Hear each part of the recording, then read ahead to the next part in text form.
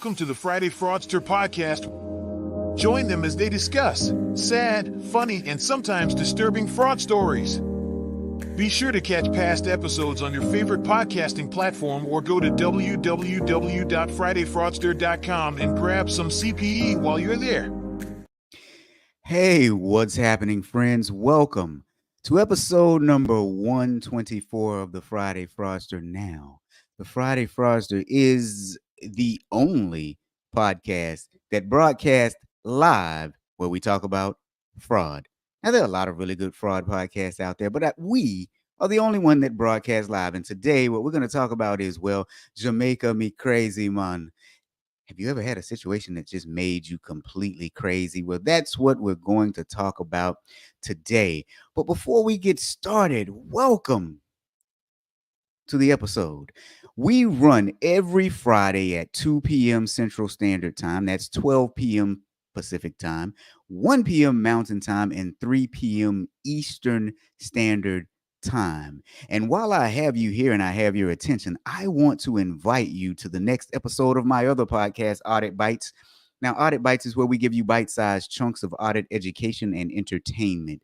This Tuesday coming up at 11:15 a.m. Central Standard Time. The topic is why objectivity is absolutely necessary. Why objectivity is absolutely necessary. And while you're here, if you really, really, really want to get to know us, why don't you come on the show with us and be a guest co-host? You see, you get a lot of benefits by being a guest co-host. You get to, well, hobnob and network with our friends here. And you're going to meet them shortly because they'll be in the chat chatting away. You also get to improve your communication skills. And I think the only downside is that you have to put up with me for about an hour or so every Friday. But we have a fun time. And today we have a not so special guest. You guys don't know. I can actually see her backstage and she's laughing already. Today we have a not so special guest that you've seen before. So everybody's going to be like, oh, it's you again when they see her. No, I'm just kidding. Welcome, Christine. Well, hello. I'm going to get that on a shirt now. What? You're not so special guest? Well, it's okay. Everybody knows that we're joking because we're all family here, because here's Stephanie from Idaho saying happy Friday. And Michael is here. Good afternoon, good sir. Thomas is here, my man. And Mark is here. Good to see you again, too, Mark. I just saw Mark in Dallas a few weeks ago where I did the keynote speech at their super conference. It's always good to see Mark. If you guys don't know Mark, you need to connect with him. He's an awesome guy. And Kimberly, good to see you again, too. So, Christine, before we get started, you have got to show everyone your shirt. Okay.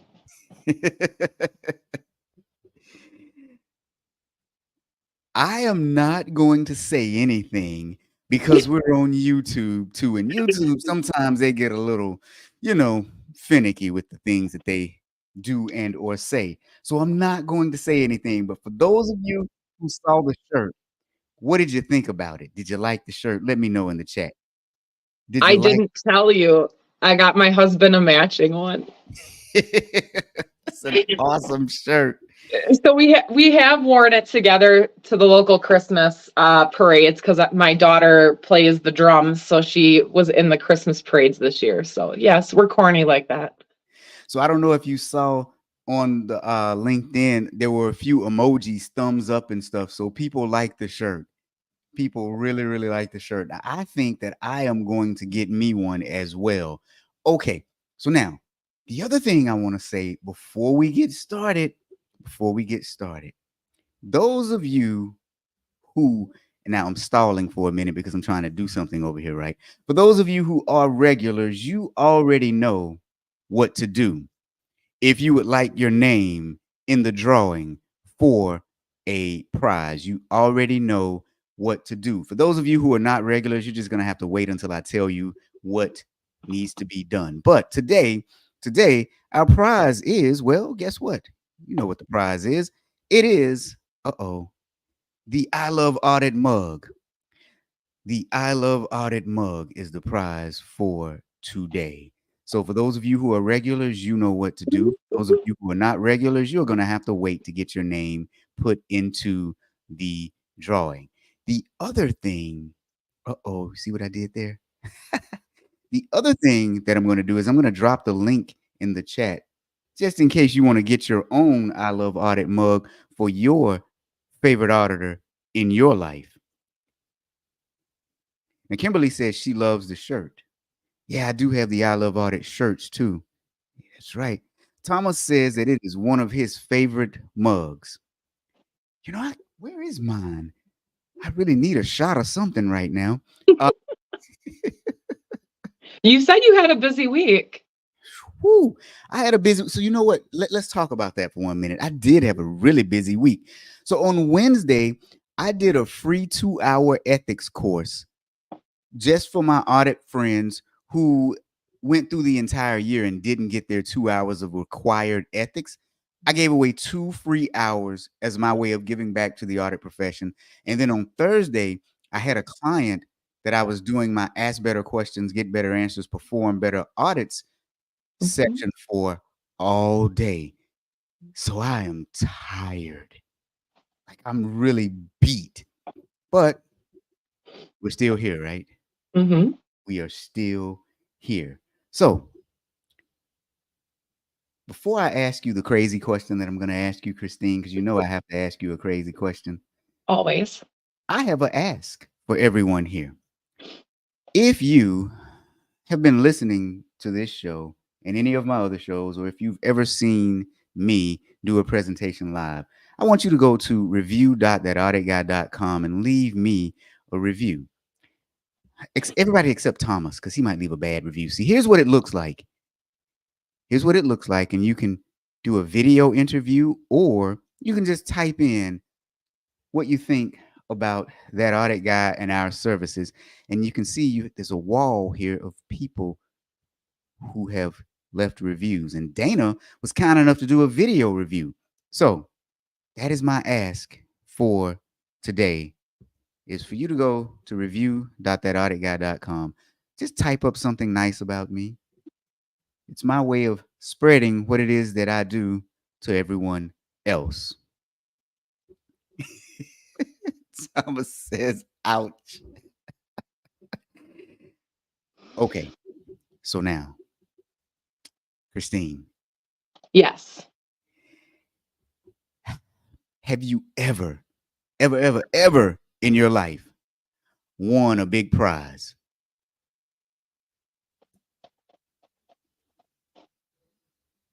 Well, I guess, what do you consider big? I guess big is relative, right? Have you ever won anything over $10,000? No. Me either. So anyone listening, have you ever won anything over $10,000? I've never won anything over 10,000. As a matter of fact, you know what? I've never won any money in anything. Huh.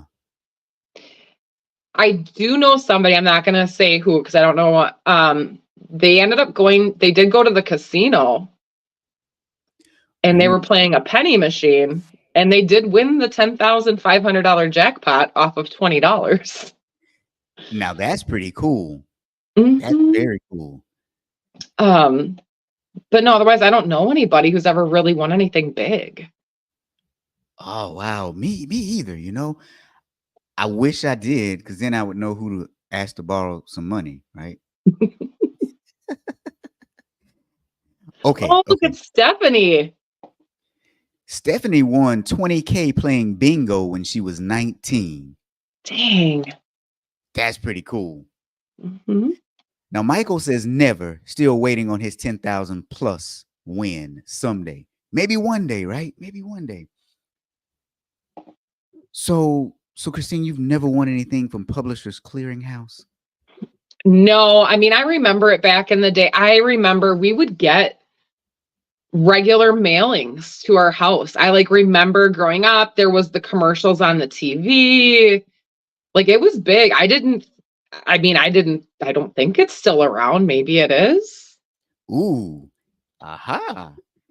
So, for those who don't know what Publishers Clearinghouse is, literally it was a clearinghouse for publishers. So back in the day before the internet, so some of us are a little bit old here and some of us are more seasoned than others. Like I'm pretty well seasoned at this point.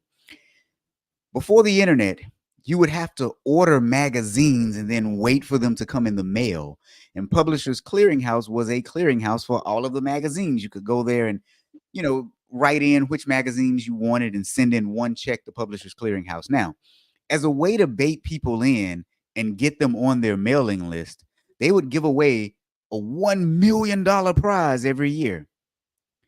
And in order to showcase that, they come around to your house with this big van. And if you guys remember Ed McMahon would come around and they would give you this big check and they would take a picture of you with this big check in front of your house saying that you won $1 million. And then all your friends and family would come over begging because they saw you with the big check. And the balloons. I think that's what I remember the most when I was younger was, look at all the balloons they get. Oh, so you remember the balloons. Yeah. Yep. Yeah. So for those of you listening, I've just put up an old picture of a Publishers Clearinghouse winner. Leroy Fawkes, he won $1 million. And then after that, he went into hiding because his friends saw him and started begging for money.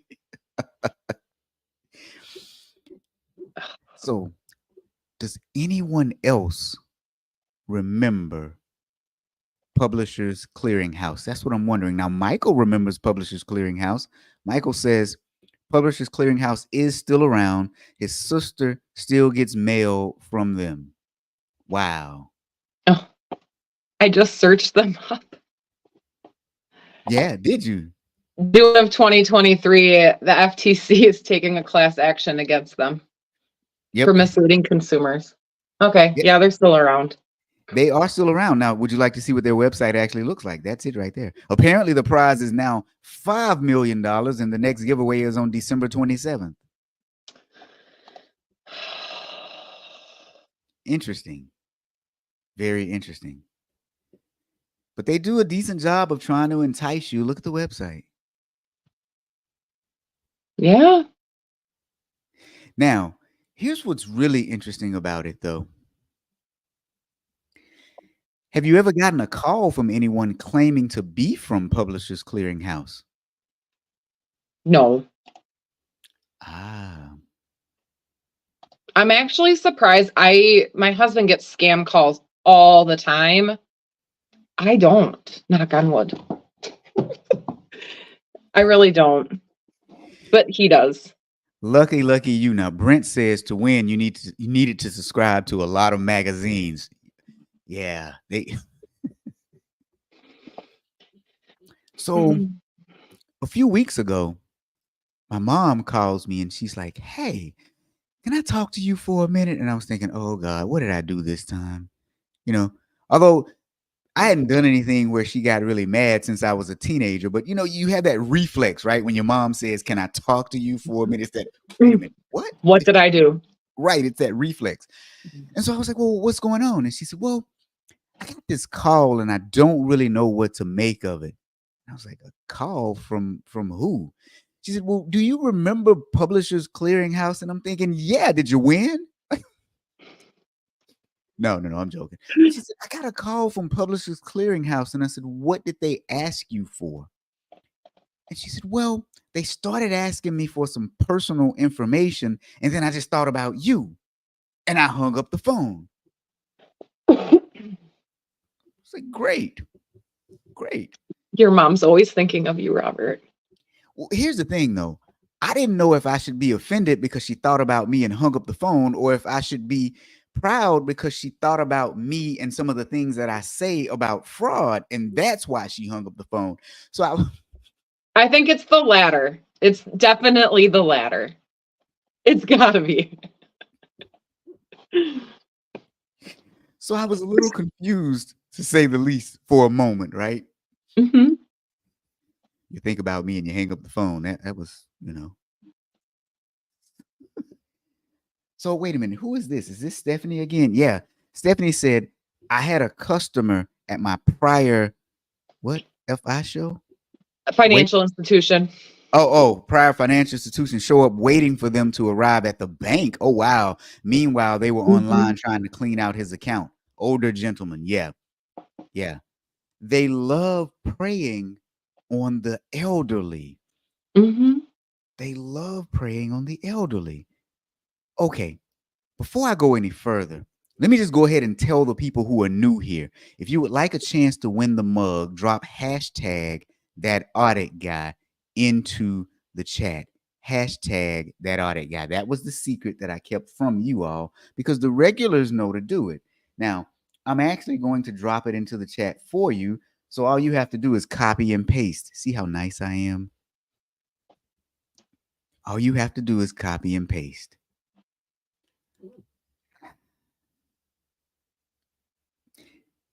So Stephanie said that one of her bank customers was waiting for Publishers Clearinghouse at the bank. That's insane. Financial institutions see a lot of that stuff, though. I mean, I used to work in that environment, and people would get upset and like mad when we would have a lot of our front-facing employees that would be like, you don't need a cashier's check. Like whatever they're asking to send you it's not real. And some people just are like, no, I'm going to get my money. I got to send it to them. Yep. So it's hard. It is very hard, especially when you deal with people who are probably on a fixed income and at this time in their life, they're actually hurting for money and need money. And so they're taken advantage of, and it's very, very sad. And so that's why today we're talking about a case that is very recent. The United States Attorney's Office in Pennsylvania announced that 3 individuals from Jamaica have been found guilty of charges related to what they're calling a Jamaican lottery scam. And so what happened was the defendants posed as representatives of Publishers Clearinghouse, and then they contacted elderly Americans, falsely informing them that they had won the multi-million-dollar prize.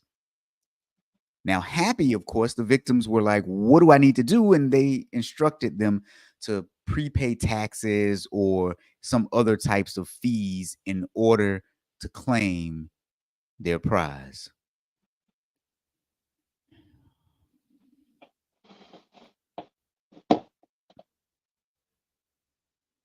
What do you think, Christine? It's an education problem. I think that we've seen so many times. I mean, could there have been areas where people could have been stopped at, like, for MoneyGram, the Western Unions? There's a possibility. I know they also talked about the use of Zelle. I have mixed feelings about that, only because I do use Venmo. I use Venmo a lot.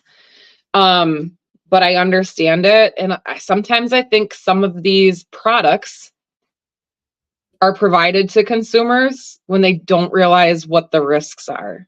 Like a lot of financial institutions use Zelle.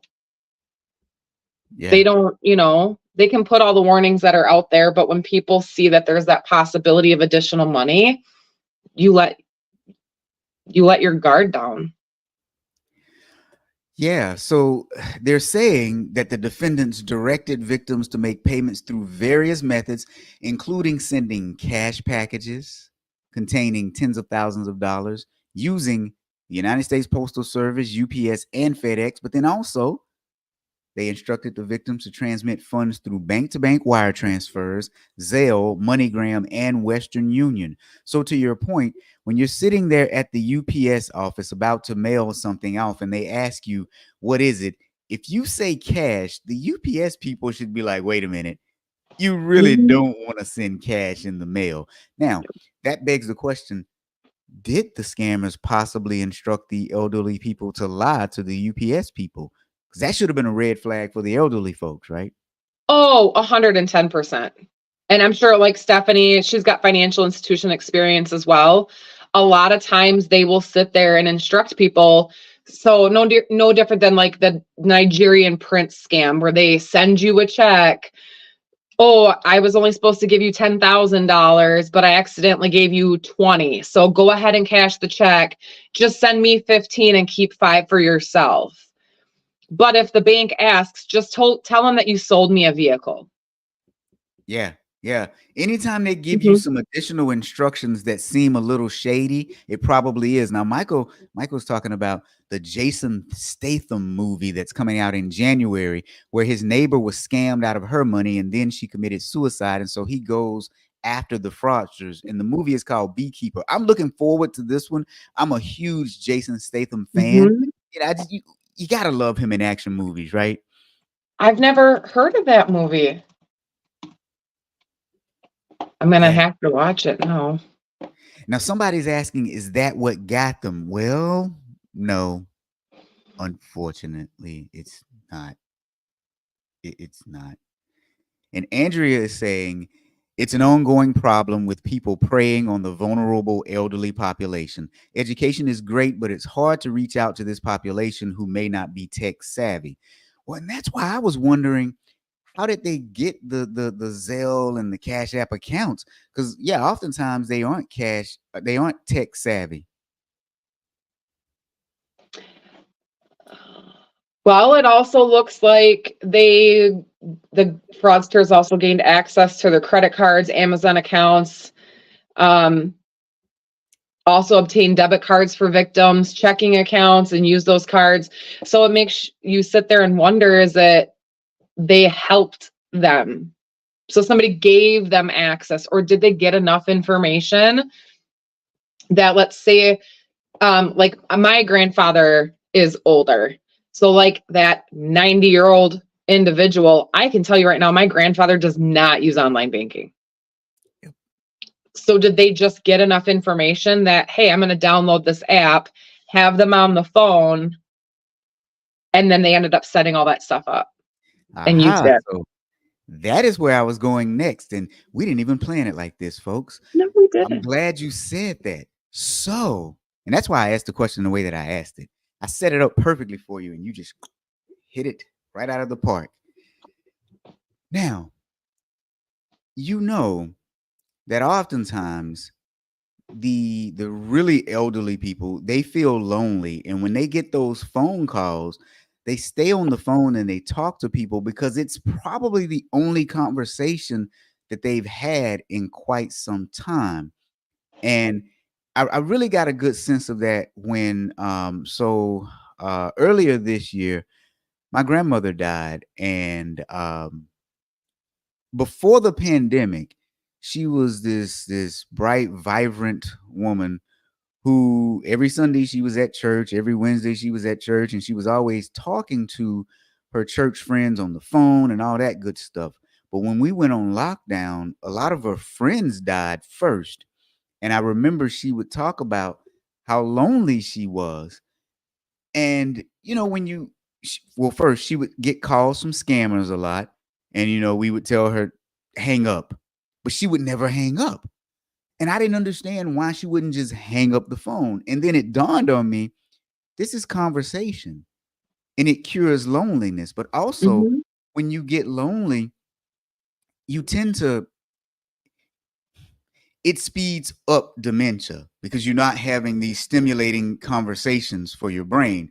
And so we noticed during the pandemic, there was a slow decline at first, and then all of a sudden, just this really rapid decline. So, you know.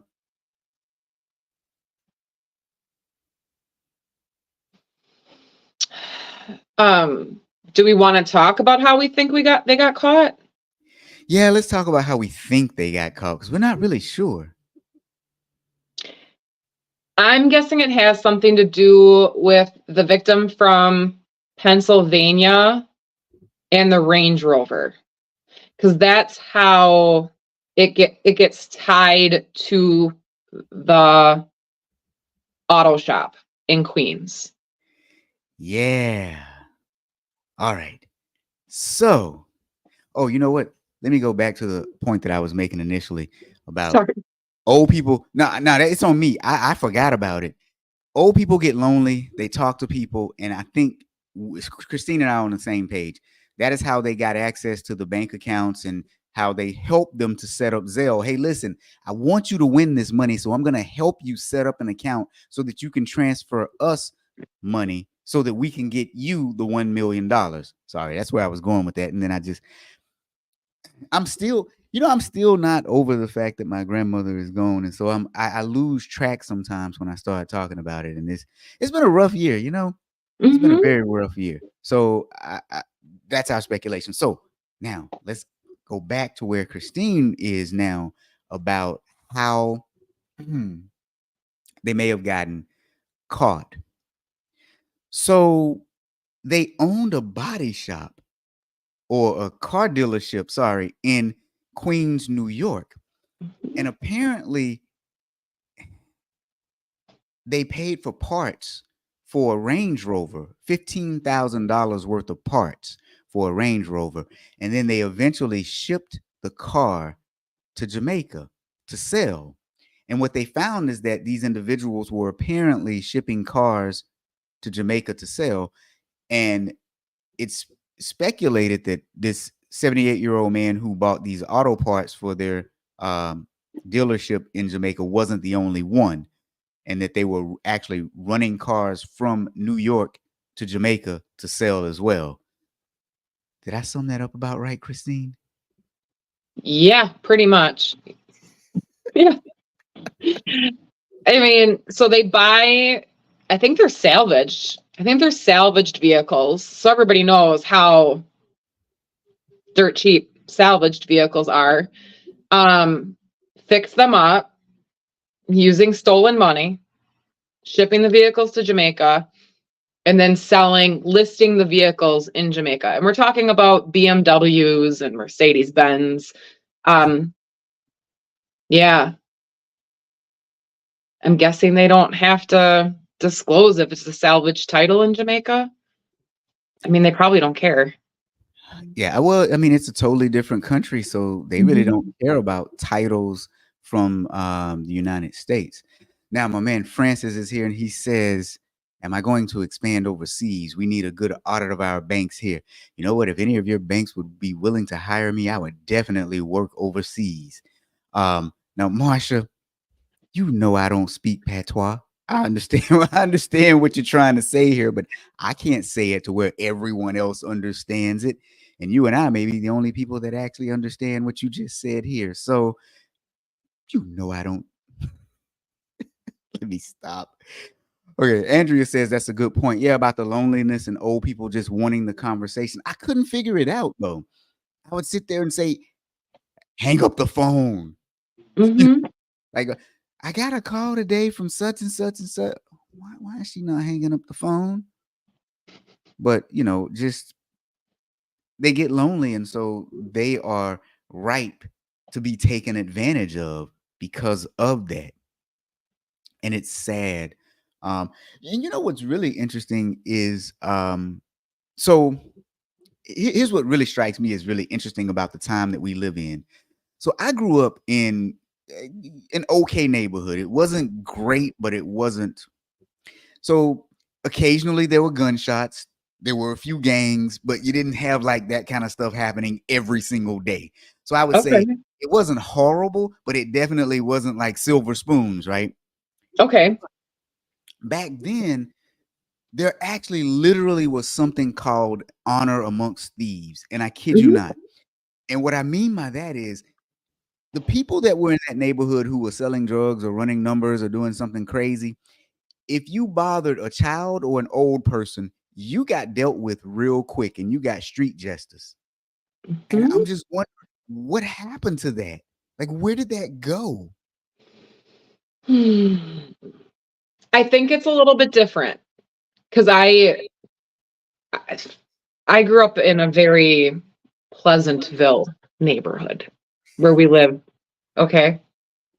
But then I moved down to Nashville and I grew up real fast. Yep. 20-year-old me grew up really fast, and I ended up working in a town hour and a half away And I was literally told, do not drive down past the street. Like, you are not allowed to, stuff will happen. Very small financial institution branch. And I would always sit there and be like, okay, well, you guys don't have a security guard. The branch that I work up at in Nashville has an armed security guard. And I just remember the branch manager going, they won't touch us. And I'm like, well, why? And she goes, we are the only financial institution that will give out checking accounts to anybody that has under a 680 credit score. The banks in this area won't. So nobody's going to touch us, because if somebody comes and does something to us, they're going to have to deal with it. So I think it has to do something maybe with the community. These individuals, yes, they were in Queens, but they were ripping people off that they're probably like, they're old. I don't know who they are. They don't live in my community. So I think what you're saying, honor amongst thieves, does apply in certain scenarios. But I think when they're talking about ripping off other individuals that do not affect where they're living or their family or community, to each their own is what they're thinking. That's a very good point. Never thought about it like that. Now Marsha's laughing at me, and she says that she thinks the Jamaican authorities do care if the vehicles are salvaged because they have a criteria for the age of the vehicle being imported. Yeah. No, salvaging, yes, but I mean title. Like, I don't think they care if it is titled, quote unquote, to somebody in the US, because like no one cares.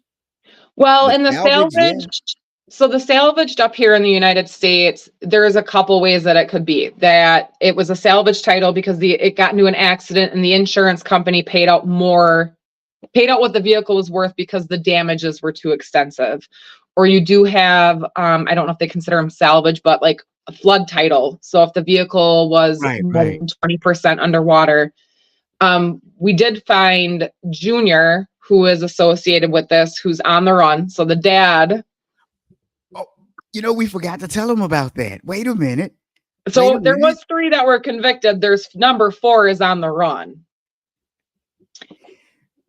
Yep. And I did find his Facebook page. So he does sell 2018 Mercedes-Benz, 2020 Honda Civic, 2019 BMW, 2016 BMW.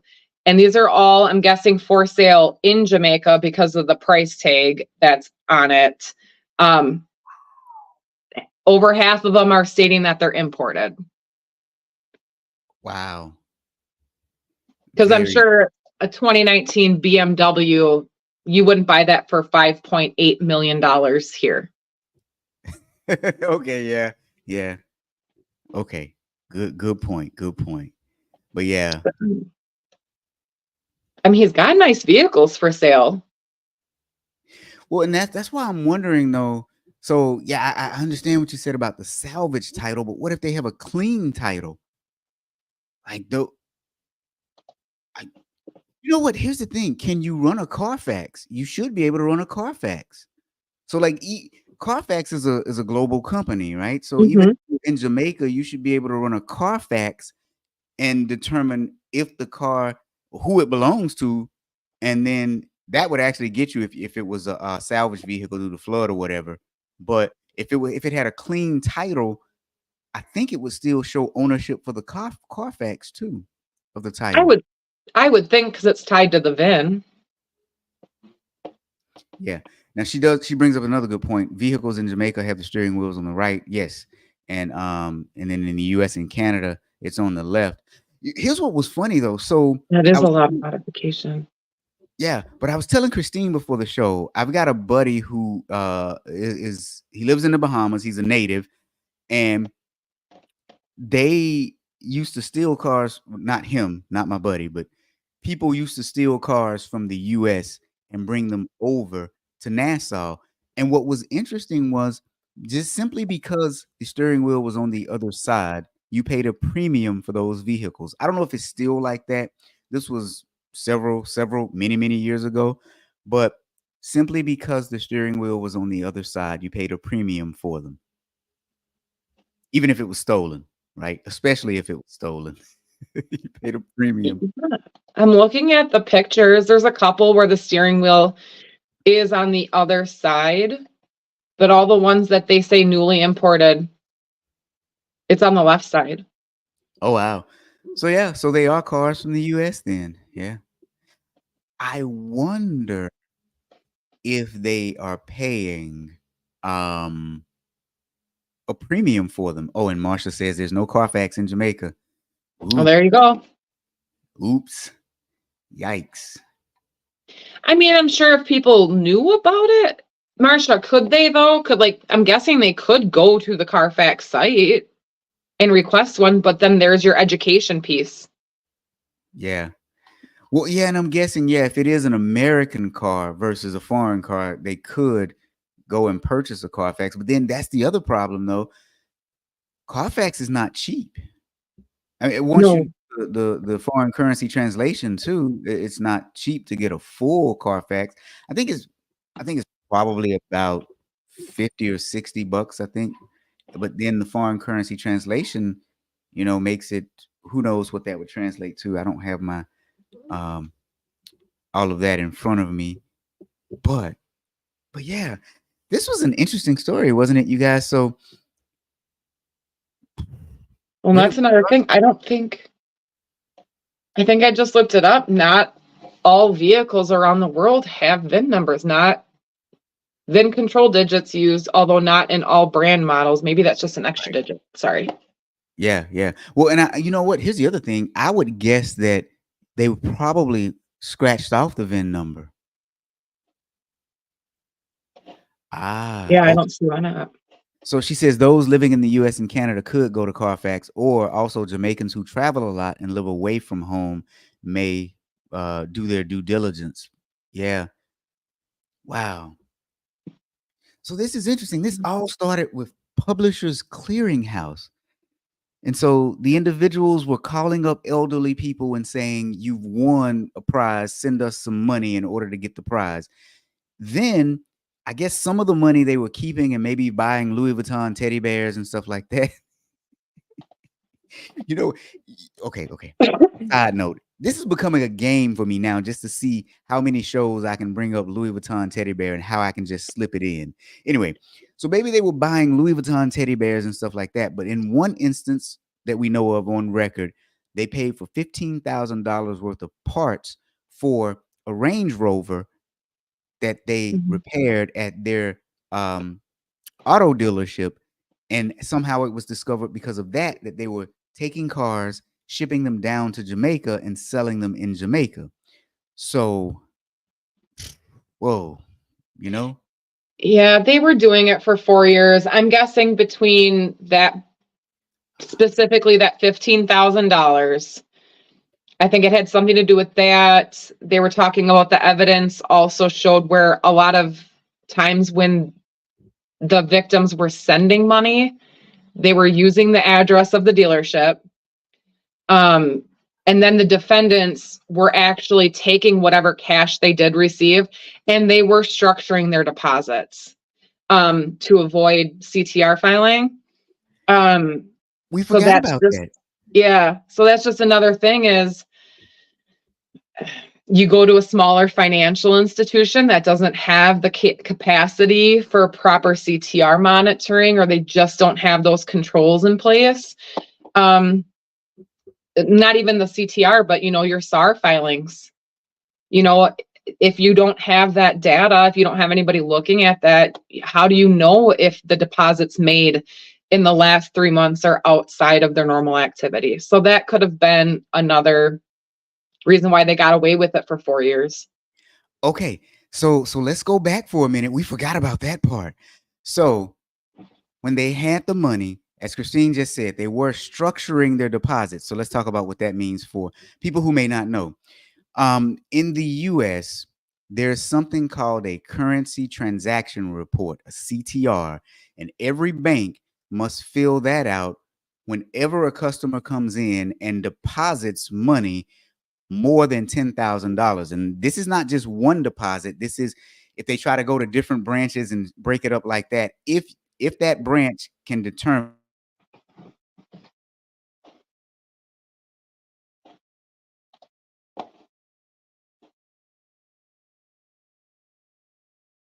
something called a suspicious activity report that you have to file as well if the deposit activity somehow looks suspicious.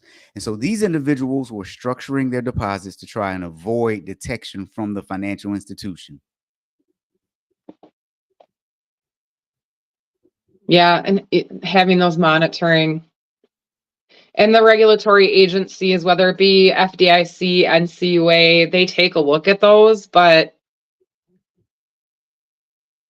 I mean, if you're only a $150 million shop, do you really have a BSA officer?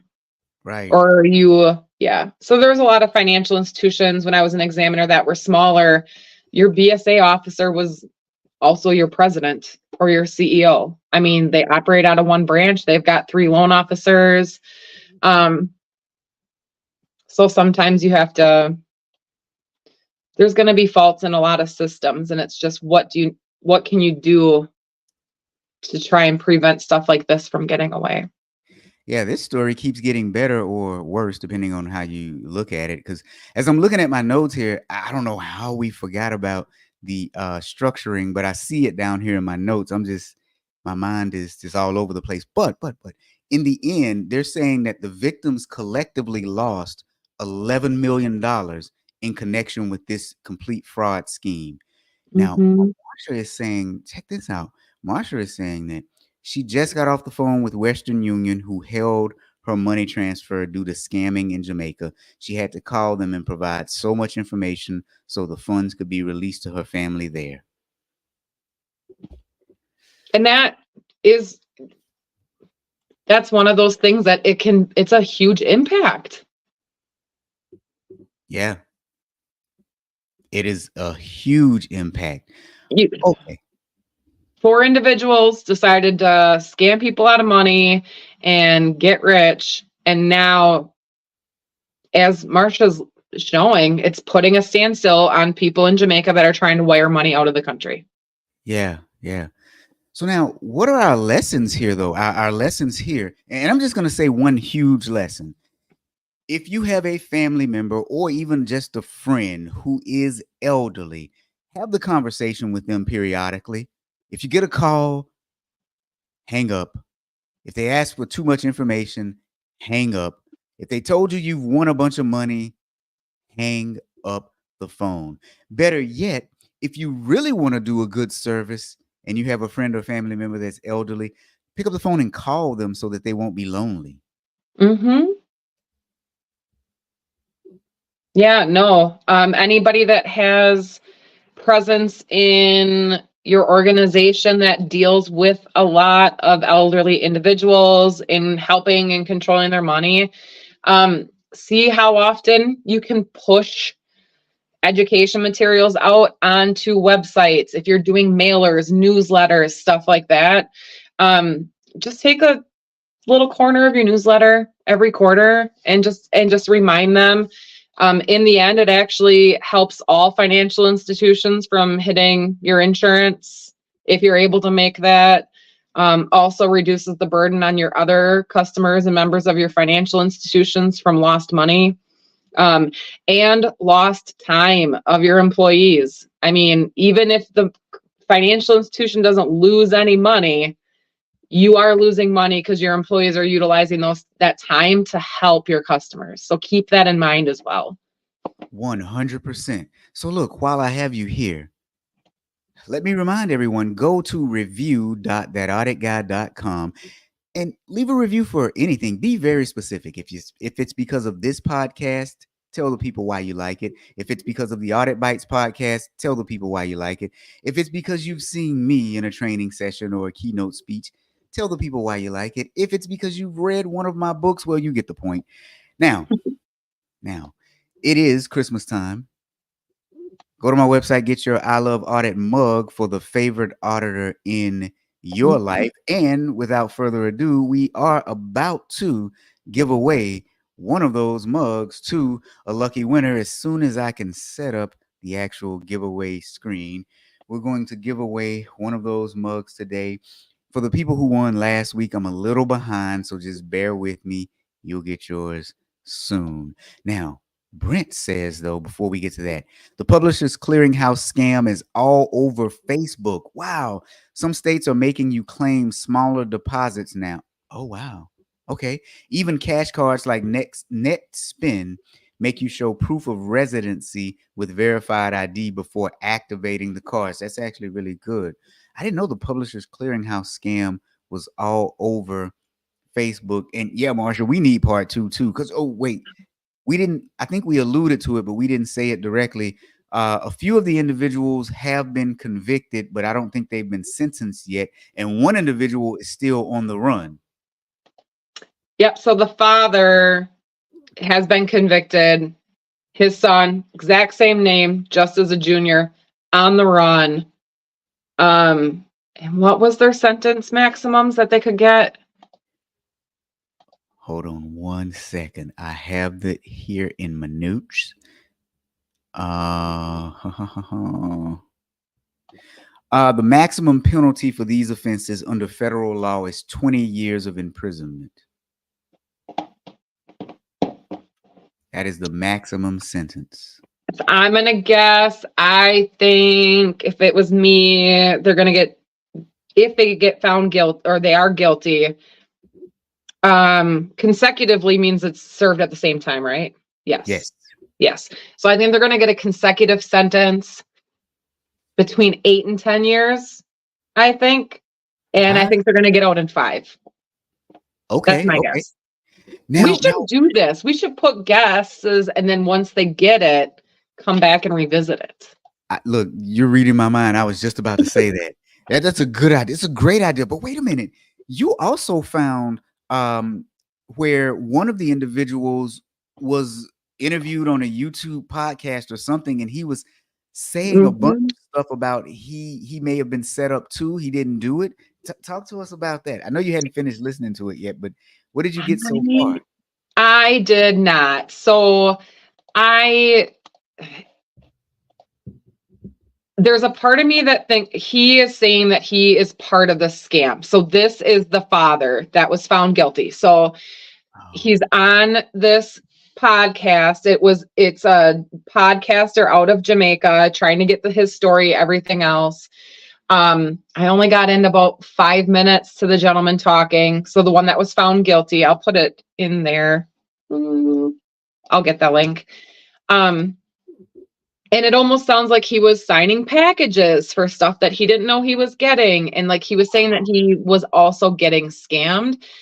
There is a part of me that thinks if he had nothing to do with it, yes, he was found guilty, but if he had nothing to do with it, I think then it would have had to have been his son. Which is why he's still on the run. Yeah. Yep. Oh, that is so sad. I will put that in. There we go. That is so sad. Okay. So, without further ado. So it is in there. I did post the YouTube video. Without further ado, friends, let's do the giveaway. You know what? I'm having so much fun. I was telling Christine before the show, you guys, I got a second monitor now, and it's right over here, and it's a touch screen, so I can just touch, and I'm just having a good time. So I can do like this without even interrupting the show. Bam. You see that? Wow. Just don't give it to yourself. I know, right? I saw my name in there again, and I'll probably win it again and have to do a redraw. There you go. All right, so I can't win, obviously. So what we're going to do, my friends, is draw again. Draw again. Let's just draw again. Here we go. You know, I must be really, really lucky because that's happened like 3 times where I have actually won. Mark. So, Mark, here's what I'm going to do. I used to tell people to just contact me, give me their mailing address. Okay, whatever. Now what I'm ending up doing, I'm improving the processes, right? As auditors, we improve our processes. I'm going to give you a coupon code to my store, and you can just go in and order the mug that you want and have it shipped to yourself. I owe Clarence one, and then the winner from last week, I owe her one, and I've forgotten her name now. But that's smart. That is definitely a big process improvement. Yeah. It saves you time. Exactly. Now, unfortunately, I can't do that with my books when I give away the books, but I can do that with the merch from the store. So, Okay. yeah. Aren't we auditors ingenious? Yes. Well, it's funny too, because what a lot of people don't know is, so the website, I built and designed it. Mhm. And so the store that's on the back end, I configured it. I have a third party that does all the shipping and fulfillment, but I did all the configuration and all that other good stuff.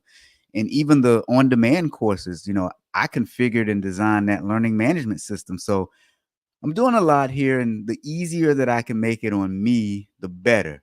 Mhm. Let's just be honest. The easier I can make it on me, the better.